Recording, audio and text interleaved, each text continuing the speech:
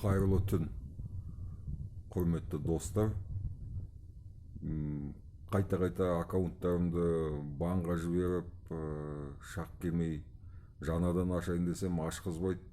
Бір 5-10 минутқа шыдамай қайттан кетеді, мүлде жойылып. Сондықтан енді құрсыншы, сол әлек боп отыра берейін, баннан шыққанда бір жолата шығармын деп. Бірақ бүгін Марат Тұрымбетов осы өз парақшасын берді маған, паролімен, логинімен. Мен енді қолдана тұр, өзін киіп, өзін тоздыр дегендей. Сол баннан шыққанша осы жерде бола тұрам. Аккаунты ұнады маған, киіп көрдім, дәл екен. Жеке ана поштаға бұған жазған, мен әрине оны ашпаймын. Жеке хаттары бар ма, кім біледі, құдай біледі, кім не жазып жатқан. Тек қана осы бір ашық жазба, бейне салып отырсам ба деген ой бар. Бірақ Фейсбуктың бір несі бар екен, 10-15 күн кірмесін, ұмытып қалады екенсің.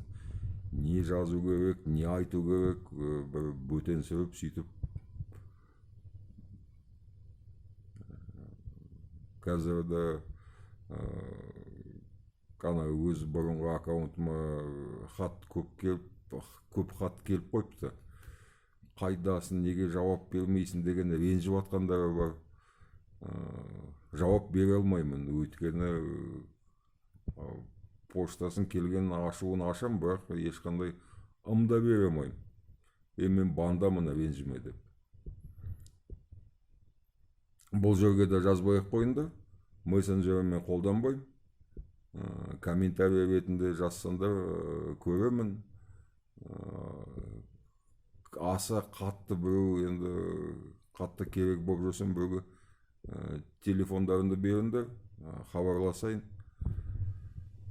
Бірақ үйтіп енді іздеп жүрген ешкім жоқ шығар. Өз арамызда қарым-қатынас бар адамдармен олсыз-ақ байланыстамын. Сол енді бір түрлі бір жаңадан кіріп отқандай болып отырмын Фейсбукқа. Неден бастарымды білмей, не айтарымды білмей. Шын айтқанда қазір соңғы күндер қолда тимей жүр әлеуметтік желіге кіруге. Әйтеуір анда-санда ютубым бар, соған бір бейне жазып тұрамын, жетісіне бір 2-3 рет. Ютубтың форматын енді оған да аса үйрене алмай жүрмін. Оған бір ондай сауатым жоқ.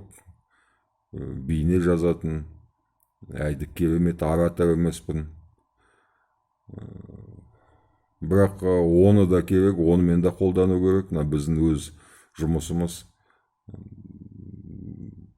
Тікелей айтқанда енді пропаганда ғой, Ресейге қарсы орыс құлдармен алысып, тақырыбым сол менікі бір мақта, одан басқа ештеңе жоқ.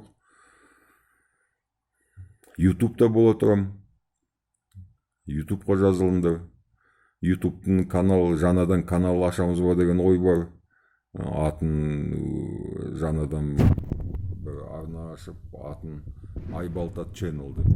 Оны енді қазақ түсінеді, терең түбі мағынасы бар ода.